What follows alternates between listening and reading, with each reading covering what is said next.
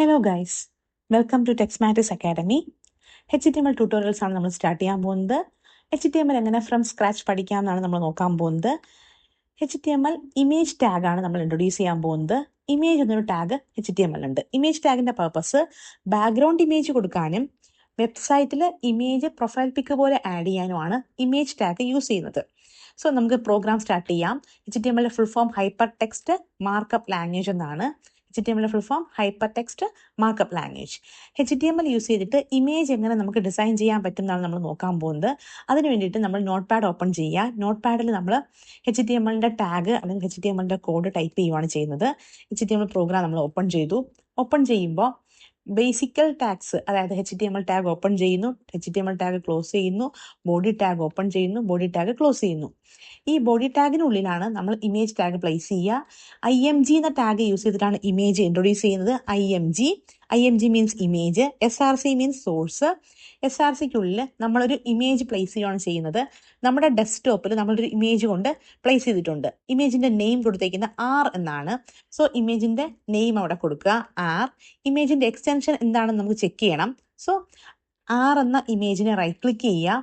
ഇമേജിന്റെ properties നോക്കുക. Properties നോക്കുമ്പോൾ നമുക്ക് അറിയാൻ പറ്റും R എന്ന് പറയുന്നത് എന്ത് ടൈപ്പ് ഇമേജ് ആണ്. സോ നമ്മുടെ ഇവിടെ എക്സ്റ്റൻഷൻ കാണാൻ പറ്റും. JPEG ആണ് നമ്മുടെ ഇമേജിന്റെ എക്സ്റ്റൻഷൻ. സോ R.JPEG എന്ന് നമ്മൾ കൊടുക്കുക. ഇമേജിന്റെ എക്സ്റ്റൻഷൻ ആണ് R.JPEG.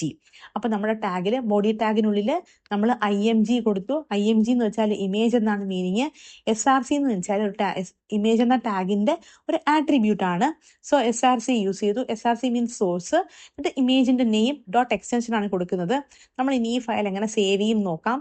ഫയൽ സേവ് നമ്മൾ ഡെസ്ക്ടോപ്പിൽ തന്നെയാണ് സേവ് ചെയ്യാൻ പോകുന്നത്. സോ ഡെസ്ക്ടോപ്പിനുള്ളിൽ HTML എന്ന ഫോൾഡറിനുള്ളിലാണ് സേവ് ചെയ്യുന്നത്.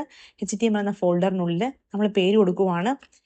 1 എന്ന നെയിം കൊടുത്തു. എക്സ്റ്റൻഷൻ എപ്പോഴും .html കൊടുക്കുക. എന്നിട്ട് എന്താ ചെയ്യേണ്ടതെന്ന് വെച്ചാൽ ഫയൽ സേവ് ചെയ്യുക. സേവ് ബട്ടനെ ക്ലിക്ക് ചെയ്തു. സേവ് ബട്ടനെ ക്ലിക്ക് ചെയ്തിട്ട് നമുക്ക് ഇതിന്റെ ഔട്ട്പുട്ട് വ്യൂ ചെയ്യണം എന്നുണ്ടെങ്കിൽ ഡെസ്ക്ടോപ്പിൽ പോയിട്ട് HTML എന്ന ഫോൾഡർ ഓപ്പൺ ചെയ്യണം. അപ്പോൾ അതിനുള്ളിൽ നമ്മൾ ചെയ്ത ഫയൽ ഓപ്പൺ ആയിട്ടുണ്ടാവും. നമ്മൾ കൊടുത്ത നെയിം 1 എന്നാണ്. സോ 1 എന്ന ഫയലിനെ ഡബിൾ ക്ലിക്ക് ചെയ്ത് കഴിയുമ്പോൾ നമുക്ക് ഔട്ട്പുട്ട് വ്യൂ ചെയ്യാൻ പറ്റും.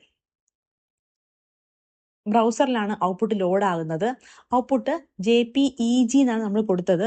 ഔട്ട്പുട്ട് എന്താ വരാത്തതെന്ന് വെച്ചാൽ ഇമേജിന്റെ എക്സ്റ്റൻഷനിൽ എന്തെങ്കിലും ഡിഫറൻസ് ഉണ്ടെന്നുണ്ടെങ്കിൽ വരില്ല. നമ്മൾ JPEGക്ക് പകരം R.JPG കൊടുത്തു. എന്നിട്ട് ഫയൽ സേവ് ചെയ്തു.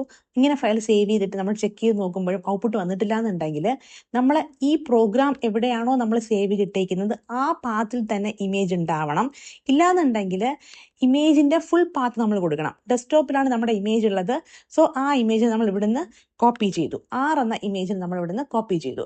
2 ഓപ്ഷൻസ് ആണുള്ളത്. ഒന്നുകിൽ ഇമേജിന്റെ ഫുൾ നെയിം കൊടുക്കാം, അല്ലെങ്കിൽ ഫുൾ പാത്ത് കൊടുക്കാം. അല്ലാന്നുണ്ടെങ്കിൽ ഇമേജ് ഡെസ്ക്ടോപ്പിനകത്ത് എവിടെയാണോ പ്രോഗ്രാം സേവ് ചെയ്തിട്ടുള്ളത് ആ ലൊക്കേഷനിൽ പോയി സേവ് ചെയ്യുകയും ചെയ്യാം.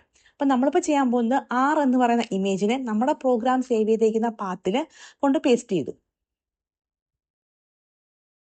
ഇത് നമ്മൾ നമ്മുടെ പ്രോഗ്രാമിന്റെ ഔട്ട്പുട്ട് എടുത്തിട്ട് ചെക്ക് ചെയ്യുവാണ്. ഔട്ട്പുട്ട് ഡിസ്പ്ലേ ആയിട്ടുണ്ടോ ചെക്ക് ചെയ്യാം. ക്രോം എന്ന് പറയുന്ന ബ്രൗസറിലാണ്. നമ്മുടെ web browsers different web browsers ഉണ്ട്. ഏത് വെബ് ബ്രൗസറിലാണ് വന്നതെന്ന് നോക്കാം. അപ്പോൾ നമ്മൾ ക്രോമിലാണുള്ളത്. ഇമേജിന്റെ എക്സ്റ്റൻഷൻ JPEG ആണ്. സോ ഫയൽ സേവ് ചെയ്യുക. JPEG. IMG എന്ന് വെച്ചാൽ ഇമേജ്, SRC എന്ന് വെച്ചാൽ സോഴ്സ്. ഇത് ഇമേജിന്റെ നെയിം കൊടുത്തു. അപ്പോൾ ഇമേജ് അവിടെ ലോഡായി വന്നു. നമ്മൾ കൊടുത്ത ഇമേജിന്റെ ബൈ ഡീഫോൾട്ട് സൈസ് എത്രയാണോ ആ സൈസിലാണ് ഇമേജ് ലോഡായിട്ടുള്ളത്. ഇനി ഈ ഇമേജിന് നമുക്ക് ഇഷ്ടമുള്ള വിഡ്ത്തും ഹൈറ്റും കൊടുത്ത് സെറ്റ് ചെയ്യാൻ പറ്റും. ഇമേജിന് നമുക്ക് ഇഷ്ടമുള്ള വിഡ്ത്തും ഹൈറ്റും സെറ്റ് ചെയ്യാൻ വേണ്ടിയിട്ട് യൂസ് ചെയ്യുന്ന ടാഗ് വിഡ്ത്ത് സെറ്റ് ചെയ്യാനായിട്ട് വിഡ്ത്ത് ഈക്വൽ ടു എന്നാ കൊടുക്കുക. IMG എന്ന് പറയുന്ന ടാഗിന്റെ ഒരു ആട്രിബ്യൂട്ടാണ് SRC. നെക്സ്റ്റ് ആട്രിബ്യൂട്ടാണ് സോഴ്സ്. സോ നമ്മൾ വിഡ്ത്ത് കൊടുക്കുവാണ്. വിഡ്ത്ത് ഈക്വൽ ടുന് ശേഷം നമ്മൾ എന്ത് കൊടുക്കുമ്പോഴും വിത്തിൻ ഡബിൾ കോഡ്സ് ആണ് കൊടുക്കാറ്. അതാണ് സിൻടാക്സ്.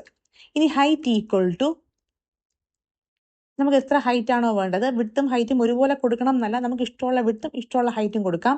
നമ്മളിപ്പോൾ വിഡ്ത്തും ഹൈറ്റും സെറ്റ് ചെയ്തു. എന്നിട്ട് പ്രോഗ്രാം സേവ് ചെയ്യുവാണ്.